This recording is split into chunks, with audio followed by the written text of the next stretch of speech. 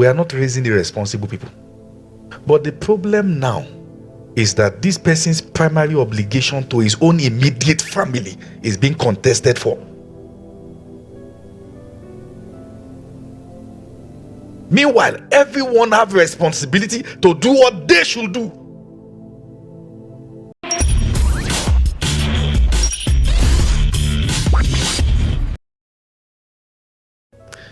The book of John, chapter number 4. Some of you are ready for this teaching. Are you sure you are ready for this conversation tonight? Because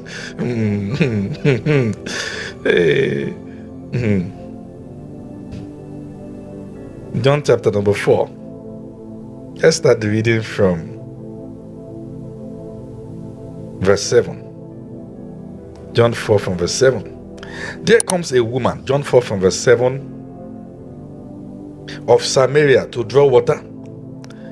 Jesus said to her, "Give me to drink, for his disciples have gone away to the city to buy meat." Then said the woman of Samaria to him, "How is it that you, being a Jew, ask drink of me, which am a woman of Samaria? For the Jews have no dealing with the Samaritans." Jesus answered and said to her, "If you knew the gift of God, and who it is that said to you, 'Give me to drink,' you would have asked of him, and he would have given you living water."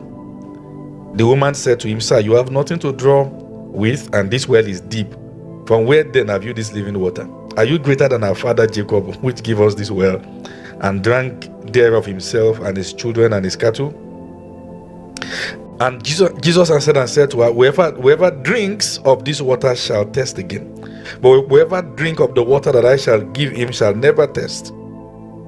But the water that I shall give him shall be in him a well of water, springing up into everlasting life." The woman said to him, "Sir, give me this water that I thirst not, neither come here to draw." Then Jesus said to her, "Go and call your husband." And the woman said, "I have no husband." Jesus said, "You have well said, I have no husband, for you have had 5 husbands, and him whom you are with now is not your husband. In that said you truly." The woman said to him, "Sir, I perceive that you are a prophet." All right, so let me explain the culture. And you can see this also in the story of Judah. When somebody marries somebody and the person's husband died, maybe among 5 children, then the next person is obligated to marry the woman. Okay? And then that one too died. The next person is obligated to marry the woman. Then that one too died. Then this one is obligated to marry the woman, and that one too died. Okay? So usually it's a custom. And it was a bad culture. Okay?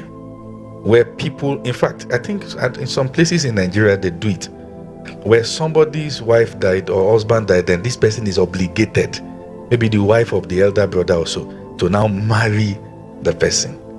Okay? And these are issues. So I read that story to show you something. It's a responsibility not to take,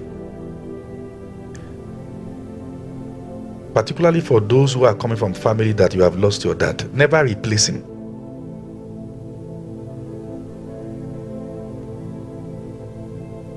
Never replace your late dad. Write it in capital letter. Okay, those of you who don't know what this means, you have your both parents alive, so you may not understand this, but bless God for you. But there are people who understand what I'm saying. If care is not taken, in fact, it is one of the reasons why sometimes we feel firstborn struggle a lot, because it looks like the firstborn live for the rest, is used to serve the rest, and when they climb, everybody look down on him and insult him or insult her. And there seems to be a pressure on the first male that if your dad is no more, then you are now.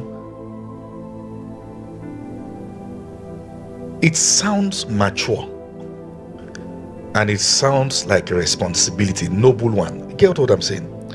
When I say never replace your late dad, I'm saying you are the son of your mother, you are not her husband. Don't confuse the responsibility. You see, what I'm teaching you today is a very serious matter. The moment you confuse the role of a son to being the husband, number one, you'll have to continue the work from where it stopped. So it means that your life as you were planning will have to stop, because something else have to continue, and that's not God's design. So it's a levy that is placed on people to continue what they didn't start. It's a tax. It's a tax. Let me tell you this. If you are going to do well, are you following what I'm saying? Or should I go to Ibadan and teach my topic?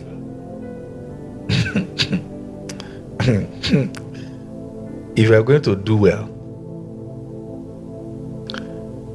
there are certain things you will never be guilt-tripped into. High flyers are men who insist on what they do. In fact, if not, the devil knows that one way to distract your journey for life is for something to happen in the family, and then you are. Do you know what happens? Somebody has lost the dad. They say now you are the father of this house. No problem. We are not raising irresponsible people. But the problem now is that this person's primary obligation to his own immediate family is being contested for. Meanwhile, everyone have responsibility to do what they should do. Go to school, study, make money, and support. Everybody collectively support.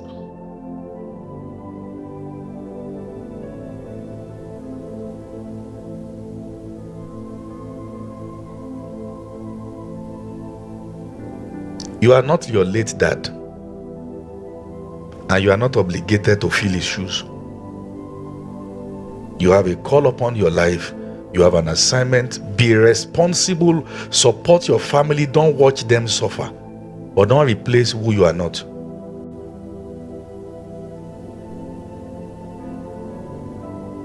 If your mom will have to remarry later, and if you're a lady, you have lost your mom, you can't replace your mother. You are not your father's wife. You are his daughter.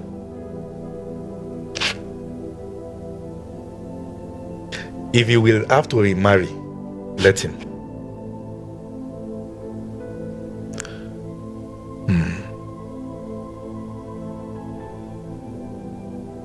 You know, I said some things, and sometimes we like to shy away from it.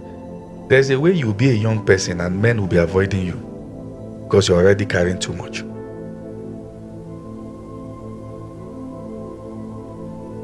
And we are broken men, I'm telling you.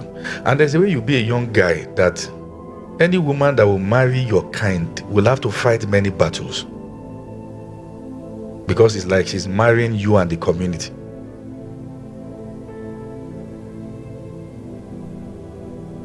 And you have to decisively have a controlled environment.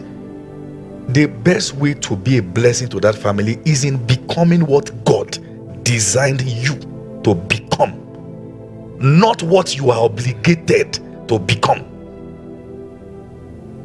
And in becoming what God designed you to become, the journey of emergence into it may make you look wicked, but that is the way to be a blessing. It may be that at certain point I can't afford this because I'm a work in progress. You don't have to inherit your late father's room in the village. Do you understand? Yes, sir. You don't have to.